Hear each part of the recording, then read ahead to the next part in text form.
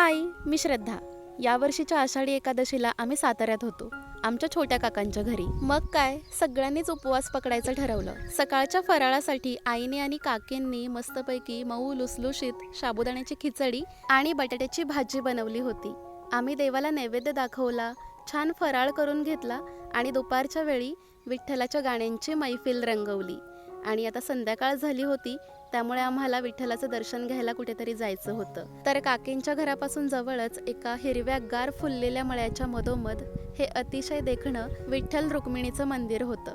आणि विशेष म्हणजे इथे अजिबात गर्दी नव्हती. उत्तम दर्शन झालं. आणि हा मळा, ही जमीन आमचीच आहे असं या काकूंनी सांगितलं. त्यांनीच आम्हाला हा प्रसाद दिला आणि आम्ही घरी आलो.